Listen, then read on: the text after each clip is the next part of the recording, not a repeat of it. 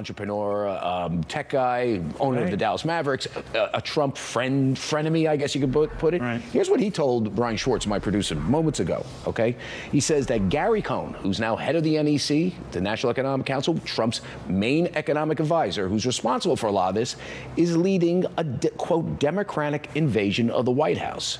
He told us, based on his calculations, and he's been looking at the non-military leadership of the Trump White House, the top people, there's about 50% of them are Democrats. And he starts naming them: Ivanka Trump, Jared Kushner, Gary Cohn, your friend Steve Mnuchin. We can go on and on and on. For every Steve Bannon, who's now been downgraded, we know, there's plenty more Democrats and centrists that are part of this administration who don't believe in supply-side economics. Larry Kudlow, the economist and TV commentator, who was part of developing Donald Trump's plan to lower taxes that he touted during the election, nowhere to be found. Did not get the job, a top job there. He was blocked by, guess who?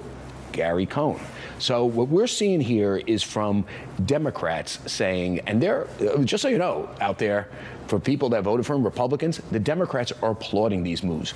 We're seeing a much more centrist Donald Trump. We're seeing a Donald Trump that does not believe in tax cuts are the way to promote economic growth, and that the Democratic takeover of the Trump White House, according to Cuban, is what he also said, which is borne out by a lot of these recent moves by Donald Trump, including some of the he hasn't spoken much about trade, which I think is good, but it's much more of a centrist position as opposed to the populist position. Well, that's not what got him elected. I know, but that's what he said. Cuban said that Trump told Brian did not understand what he was originally proposing.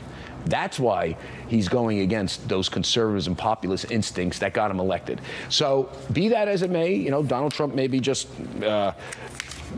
doing a head fake here. I have no idea what's in Donald Trump's head. I mean, I will say this. The president, when he was a private citizen, Donald Trump, was never a guy with fixed ideological positions, okay? So some of this is he's learning on the job. Those are, they're not opposed to all tax cuts. For example, middle-class tax cuts they're open to, but don't go crazy, right? That's what they're saying. I think what the general consensus is that tax cuts got pushed on the back burner. For a reason. Trump is saying this because he can't get the savings out of health care. A lot of people, including Democrats like Mark Cuban, are saying, and that's because there's a policy shift in the Trump White House. The Democrats have invaded and taken over.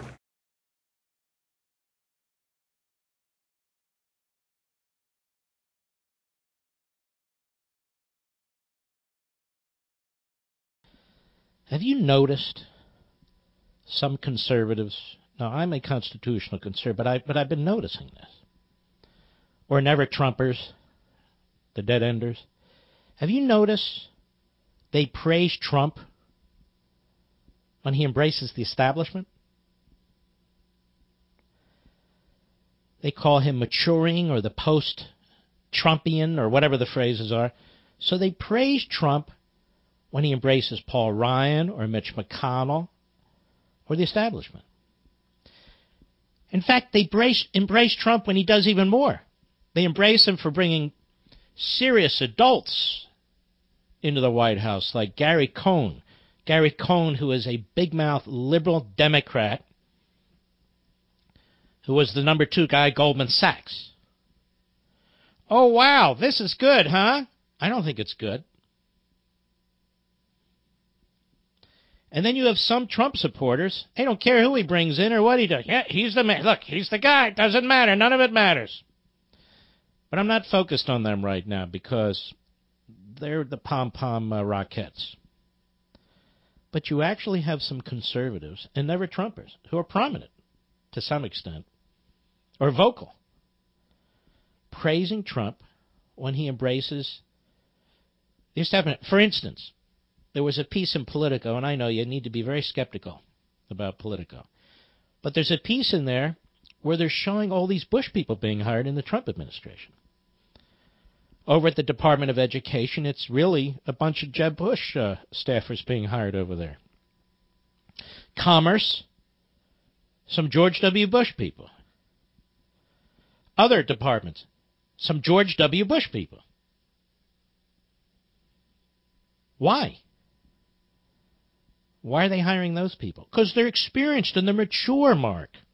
And it's being praised. And here's what I wanted to tell you. Some of these conservatives and never-Trumpers were always Bush people. They were always establishment people. I mean, with a few exceptions. With a few important exceptions. But many of them, if not most of them, were from the establishment. And so they'd rather see Trump embrace a liberal Democrat from Manhattan, from Goldman Sachs, who's given endless amounts of money to the DNC and Democrats, who's now in the White House pushing a liberal agenda. This Gary Cohn is an example. Than some conservative right-wing conspiracy hack who might, change things.